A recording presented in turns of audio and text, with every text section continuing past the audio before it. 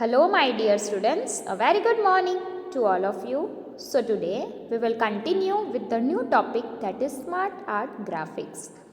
So, what is a Smart Art Graphics? A Smart Art Graphics can be used to add visuals to a slide that contains text. So, what is visual? Visual means a sight, which is worth seeing. For example, you can change the color of the text. You can add some background image or background color to the text. You can change the font style. You can change the outline. It means you can create a presentation which looks more attractive, which is eye-catching. So that is called the visuals. So Smart Art Graphics allows you to visualize your slide to make it more attractive. So this feature is similar to the Smart Art Graphics option which was available in Microsoft Word. We can select the Smart Art option from the illustration group of the Insert tab. So this is how a Smart Art Graphics can be added. Now let us move towards the next and the last topic of this chapter, that is do's and don'ts of PowerPoint. We can follow some simple tips to make the best use of PowerPoint to enhance our presentation. So what are the do's? What we should do to make our presentation more useful? First is the font size of the titles should be at least 36 to 40 points. Then a good thumb rule is to cut down the paragraph to sentences, then sentences to phrases and phrases to keywords. Each word or image should help convey your message in the strongest possible way. Make sure that you take approximately 1 minute to explain each slide. Okay, so what are the do's? What you should do to make your PowerPoint presentation more attractive, more useful? So first, the title should be bigger size than the other text.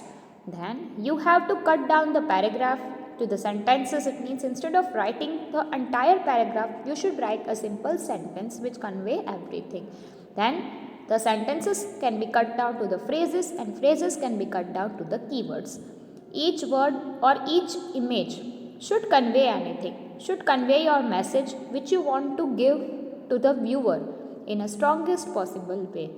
And then the last one is to make sure that you take approximately 1 minute to explain each slide. Okay, so these are the do's. Now let us see the don'ts. Do not crowd your slide. Use normal case and not all capitals. Okay, so do not write everything in a capital letters. You should use the normal case. Do not let sound, animation and other effects become distracting. Okay, so it should be in the lower volume. The animation should be proper, the sound should be low so that it cannot distract you. Use them only to emphasize the major points. Third is, do not use more than 8 words per line or 8 lines per slide. Then, do not include inessential information. It means only the required information should be given. Avoid hard to read color combinations such as red, green, brown green, blue black or blue purple. Okay, so all the dark colors should not get together. For example, if you are writing a text in yellow color, then the background can be of blue color.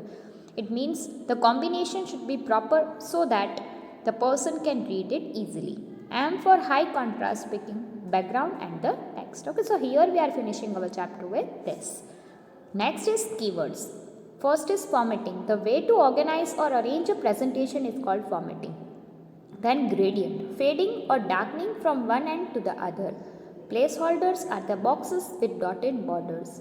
Presentation is a series or the collection of slides. Next is slide, that is a page of a presentation.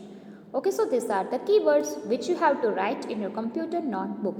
And the exercise number A, that is difference, exercise number C, that is answer the following questions, and exercise D, that is write the steps, that you have to write in your computer notebook. Okay, again I repeat the keywords, exercise A, exercise C, exercise D, you have to write in your computer notebook.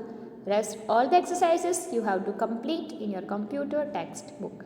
Okay, so we will meet again in our next session with the new chapter. For now, bye bye. Have a great day ahead.